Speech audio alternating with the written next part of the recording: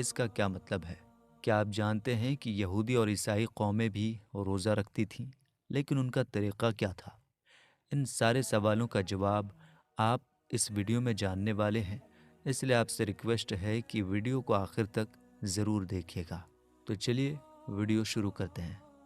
دوستو، اللہ رب العزت نے قرآن مجید کی سورہ بقرہ کی آیت نمبر 183 میں ارشاد فرمایا ہے کہ اے ایمان والو، تم پر ہم نے روزوں کو فرض کیا ہے جیسے تم سے پہلے لوگوں پر فرض کیے گئے تھے، تاکہ تم اس مہینے کا احترام کرو اور پابندی کے ساتھ روزے رکھو۔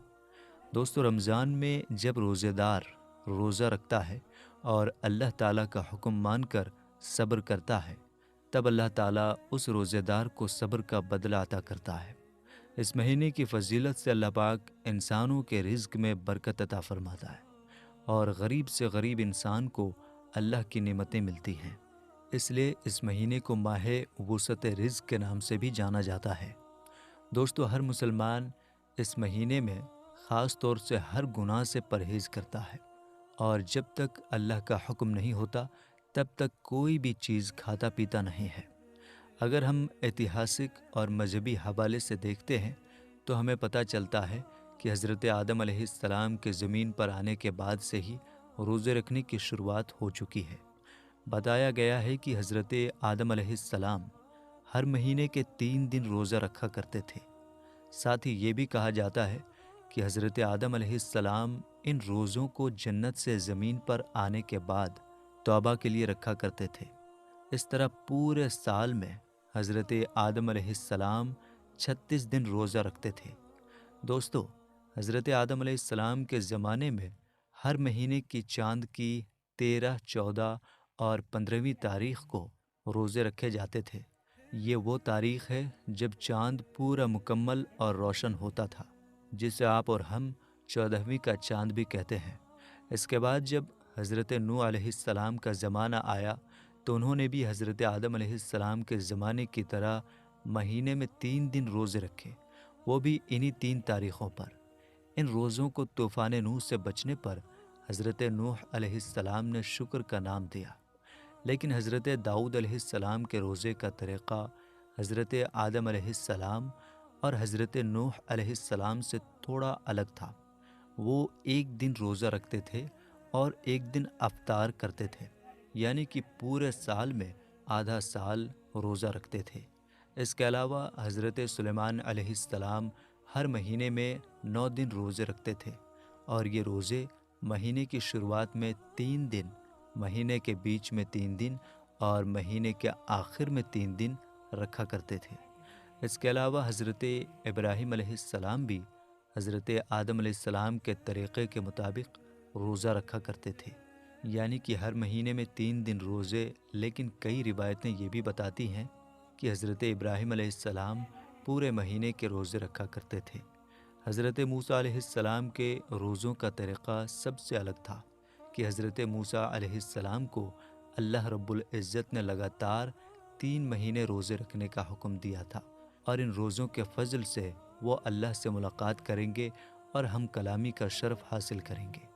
اور جب 3 مہینے روزے رکھنے کے بعد اللہ سے ہم کلامی کا دن آیا تو حضرت موسیٰ علیہ السلام کو یہ بات پسند آئی کہ اتنے دن روزہ رکھنے کی وجہ سے میں اپنے منہ کی بو کے ساتھ اللہ سے ملاقات کروں گا، اس لیے انہوں نے ایک پیڑ کی شاخ توڑی اور اس سے مسواک کر لی۔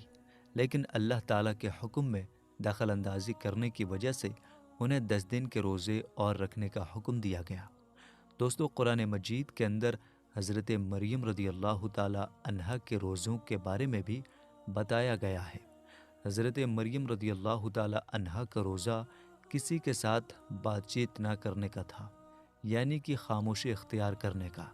دوستو، قرآن مجید کی سورہ بقرہ کی آیت نمبر 183 حضرت آدم علیہ السلام سے لے کر تمام انبیاء اور پھر امام الانبیاء حضور پاک صلی اللہ تعالیٰ علیہ وآلہ وسلم تک تمام امتوں کو جوڑتی ہے۔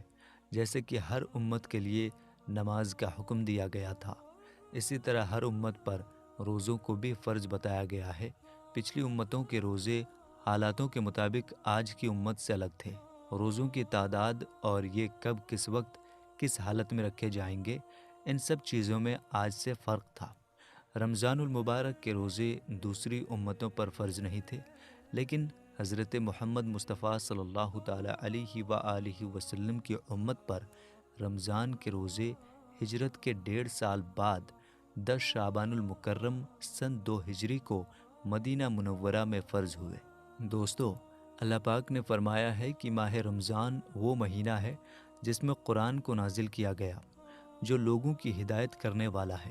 ساتھ ہی فرمایا گیا کہ تم میں سے جو کوئی شخص بھی اس مہینے کو اپنی زندگی میں پائے، اسے اس برکتی مہینے میں روزے رکھنے چاہیے، اور اگر کوئی شخص بیماری کی حالت میں ہے یا سفر کی حالت میں ہے اور اس کے روزے چھوٹ جاتے ہیں تو وہ بعد میں ان روزوں کو پورا کر سکتا ہے۔ دوستو، اللہ پاک نے ہمیں ہر چیز میں آسانی دی ہے۔ اس کا ارادہ ہمارے ساتھ آسانی برتنے کا ہے، سختی کا نہیں۔ ہمیں اس مہینے میں روزے رکھنے چاہیے، اور اگر کبھی کوئی روزہ کسی وجہ سے چھوٹ جاتا ہے تو اسے بعد میں پورا کر لینا چاہیے۔ ہمیں اللہ کی اس ہدایت پر شکر ادا کرنا چاہیے۔ دوستو، یہ بھی جان لیتے ہیں کہ حضور اکرم صلی اللہ تعالیٰ علیہ وآلہ وسلم کی امت سے پہلے یہود و نصارہ 10 محرم یعنی یوم عاشورہ کا روزہ بڑے ہی احترام کے ساتھ رکھا کرتے تھے۔ اسی طرح ہر مہینے کی 13ویں، 14ویں اور 15ویں چاند کی تاریخ کو امتیں روزوں کو بہت ہی احترام کے ساتھ رکھتی تھیں۔ چنانچہ حضور اکرم صلی اللہ تعالیٰ علیہ وآلہ وسلم نے پوچھا کہ تم 10 محرم کا روزہ کیوں رکھتے ہو؟ تو انہوں نے جواب دیا کہ اس دن ہمارے رب نے ہمیں فرعون سے نجات دلائی تھی، اور اسی دن سمندر کے راستے نکال کر ہمارے رب نے ہمیں دریائے نیل سے پار کرایا تھا۔ چنانچہ ہم اپنے رب کا شکر ادا کرنے کے لیے اس دن روزہ رکھتے ہیں۔ اس پر حضور اکرم صلی اللہ تعالیٰ علیہ وآلہ وسلم نے ارشاد فرمایا کہ اس بات کے تو ہم تم سے زیادہ حقدار ہیں، لہٰذا تب مسلمانوں کو حکم دیا گیا کہ تم بھی محرم کے مہینے میں روزے رکھا کرو۔ یہودی ایک روزہ رکھتے ہیں